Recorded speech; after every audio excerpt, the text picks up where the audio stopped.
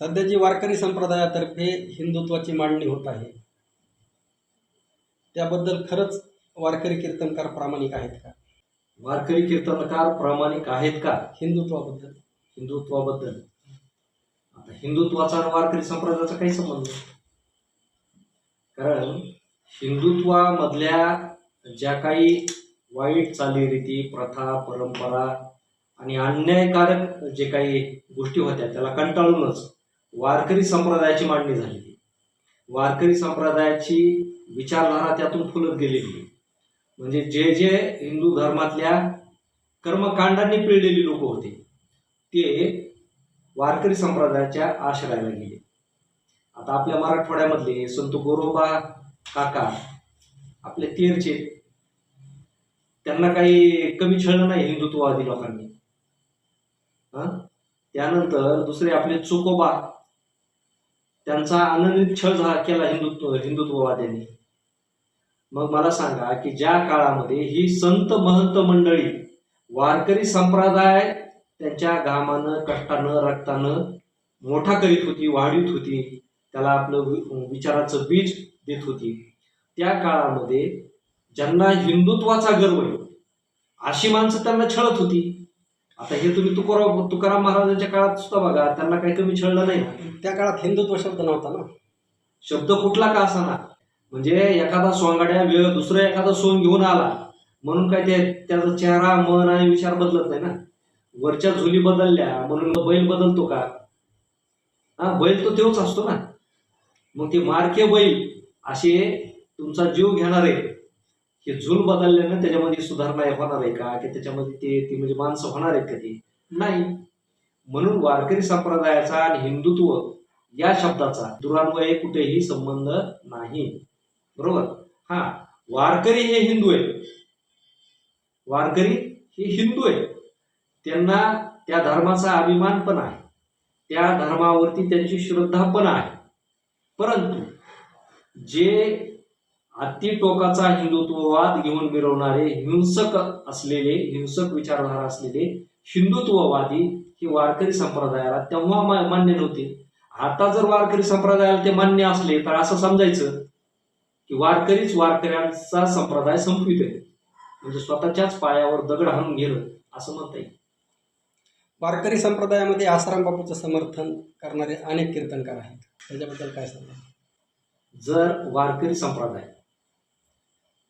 जर संप्रदायातले महाराज सोडून, कारण संप्रदायामध्ये फार मोठी परंपरा आहे, त्याच्यामध्ये फार देवाची आईबाप काढणारे मोठमोठे संत मंडळी होऊन गेलेले, मोठमोठ्या पंडितांना चॅलेंज देणारे संत मंडळी होऊन गेलेले, आणि त्यातली त्यात नामदेव, ज्ञानदेव आणि तुकाराम महाराज, म्हणजे यांच्यापेक्षा मोठा महाराजच नाही म्हणायचं. आणि मग असे बाप सोडून जर दुसऱ्यांच्या बापाला बाप म्हणत असतील तर ती वारकरी कशी म्हणायची? बरोबर आहे का नाही? म्हणजे एकीकडं ज्याचं कॅरेक्टर खराब आहे म्हणून तो जेलमध्ये गेलाय आणि त्याला जर तुम्ही वारकरी म्हणून, साधारण माणूस दुसरा एखादा म्हटला असता तर ठीक आहे, पण वारकरी म्हणून जर तुम्ही समर्थन करीत असला तर असं समजायचं की त्याच्या बुद्धीमध्ये वारकरी विचारधारा नाही, किंवा त्याचा वरचा मजला रिकामा आहे तुमच्या कीर्तनी भाषेमध्ये. बरोबर? मग असले मजले रिकामे असलेली माणसं वारकरी असले काय नसले काय, ते म्हणजे आपल्या इंद्रायणीतले गोटे. कारण ते गोटे तरी ह्यांच्यापेक्षा पवित्र, पण हे त्याही लायकीचे नाहीत असं मी म्हणेन. आता गोविंदगिरी, चारुदत्त आफाळे यांनी म्हणजे एक प्रकारे छत्रपती शिवाजी महाराजांच्या बदनामीचा ठेकाच घेतलाय. आणि असे लोक जर भंडारेसारख्या लोकांना जर गुरुवर्य वाटत असतील तर याचा अर्थ एवढाच आहे की ज्यांच्या मनामध्ये खरा हिंदुत्ववाद, तुम्ही म्हणता ना हिंदू, बरोबर, मग आता हे हिंदू बनावट आहेत का खरे ह्याची ही परीक्षा आहे. जर तुम्ही खरेच हिंदू असताल आणि छत्रपती शिवरायांचे मावळे असताल तर तुम्ही त्यांना धडा शिकवला असता. पाठीमागे आपल्याकडे बागेश्वर बाबा येऊन गेला, छत्रपती शिवरायांचे गुरु रामदास आहेत म्हणून गेला. कोर्टाने 1967 सिद्ध केलं की छत्रपती शिवरायांचे गुरु रामदास नाही. बरोबर? मग मला सांगा की महाराष्ट्रामध्ये एवढ्या चळवळी आहेत, एवढे स्वतः शिवरायांचे मावळे म्हणून उदो करणारे, आपटो घेणारे मावळे जे म्हणतात की आम्ही छत्रपती शिवरायांचे खरे कट्टर मावळे आहेत, हिंदुत्ववादी आहेत, आणि अनेक जण म्हणतात की छत्रपती शिवरायांनी जर तलवार चालवली नसती तर सगळे मुसलमान झाले असते, असे म्हणणारे जे आहेत त्यांचं हिंदुत्व अशा वेळेस छंड ठरतं. कारण जो बागेश्वर इथं येऊन छत्रपती शिवरायांना कर्तृत्व काढून घेण्यासाठी तिथं रामदास गुरु म्हणून बसवतो, तर त्यावेळेस एकाही मावळ्यानं या ठिकाणी कोर्टामध्ये केस दाखल केली नाही. त्या बागेश्वर बाबाच्या नावानं महाराष्ट्रामध्ये 1,00,000 2,00,000 जर इथं केसेस दाखल केल्या असत्या तर पुन्हा त्याची हिंमत झाली नसती. त्याच्यात 100 पिढ्या पुढच्या माणसांनी कधी म्हणजे त्या बागेश्वर बाबाच्या पिढ्यांनी पुन्हा छत्रपती शिवरायांच्या बाबतीत जीभ उचलली नसती.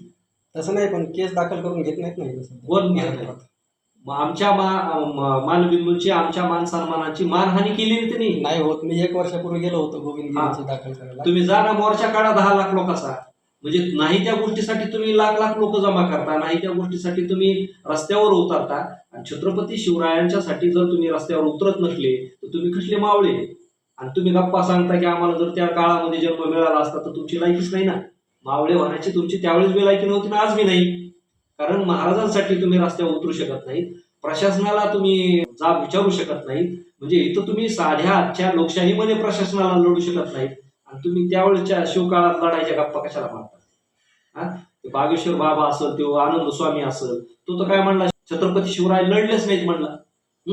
केली का केस दाखल? आणि जे आता असे हिंदुत्ववादी गुरूंचं समर्थन करतात त्यातला एक तरी बोलला का? त्यावेळेस नाही बोलला. म्हणजे तुम्हाला छत्रपती शिवराय हे महत्वाचे नाही, तुम्हाला गुरु महत्वाचे. आणि गुरु ही परंपरा दुय्यम ठरवलेली वारकरी संप्रदाय, म्हणजे त्याला इतकं फार महत्व नाहीये. आणि इथं जर गुरु बापापेक्षा मोठा होत असेल, आमचा गुरु बरेच जण म्हणतात, बरोबर आहे नाही? म्हणजे तुम्हाला तुमचे संत परंपरेतले संत महात्मे सोडून द्यायचे, ते गुरु वाटत नाही.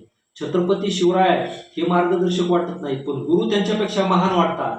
अशी गुरुवादी जी परंपरा आहे ती परंपरा वारकरी संप्रदायाची नाही. गुरुवादी परंपरा ही सनातनी परंपरा आहे, कर्मठ परंपरा आहे. जिथं गुरु शिवाय दुसऱ्यांना डोकं चालवायचंच नाही. गुरु सांगतील तीच आज्ञा, गुरु सांगतील तोच मार्ग, गुरु सांगतील तोच रस्ता, अशा गुरु आज्ञेनं चालणारी शिष्य परंपरा ही जाऊ द्या. आता मी ती काही बोलत नाही, कारण हे कसं आहे की अशी काही माणसं असतात ज्यांना डोक्याचा भाग नसतो, विचारांचा भाग नसतो. अशी माणसं अशा टोळ्यामध्ये सहभागी होतात. कारण धर्माच्या नावानं सुद्धा आता हिंसक टोळ्या निर्माण व्हायला लागल्यात. म्हणजे संप्रदाय तर हिंसक बनवायचा आहेच. पाठीमागे ते म्हणले बरंच प्रकरण चालू होतं घुसखोरीचं, आणि हे घुसखोर कुठं नाही, जिथं जिथं चांगलं असेल तिथं घुसखोर असतातच. गुळ आहे तिथं मुंगळे आहेतच, बरोबर आहे. फळ आहे तिथं डंख मारणारी, फळ नासवणारी कीड आहेच, बरोबर आहे. परंतु यामध्ये, या सगळ्या वातावरणामध्ये चांगले विचार सुरक्षित कसे ठेवायचे, सद्भावना सद्विचार पुढं कसं घेऊन जायचं, हे चांगल्या माणसांनी एकत्र येऊन करणं गरजेचं आहे. जे की संत परंपरेमध्ये ह्या साधू संतांनी लोकांची शिव्या, शाप, दगडं खाऊन, मानहानी झेलून त्यांनी ही संत परंपरा पुढे नेलीच ना. आज तुमच्यावर तेवढी वाईट वेळ नाही, परंतु तुमच्यामध्ये आज बोलायचं बी धाडस नाही. एखादा बोलला तर त्याचं तोंड काळं होतं, आणि हे अतिरेकी माणसं लगेच टपलेलेच आहेत तुमच्याकडे. म्हणजे आज काय झालंय की चांगली माणसं एकटे पडली, ती एकटे, बरोबर, आणि वाईट प्रवृत्त्या त्या जमावून राहतात. कधी मी बघा तुम्ही लांडगे कसे राहतात, टोळीनं, बरोबर आहे का? त्याच्यानंतर काय म्हणायचं त्याला, की जे वाघ आहे, जो ज्याच्यामध्ये खरी हिंमत आहे, तो टोळीने राहत नाही, तो एकटा राहतो. टोळीने राहणारे माणसं ही खरी नसतात. कधी आपल्याला जरी टोळ्या दिसत असल्या तरी त्या टोळ्यामध्ये काय, की लबाड बिच्छ्या लोकांच्या टोळ्या. चला, धन्यवाद सर.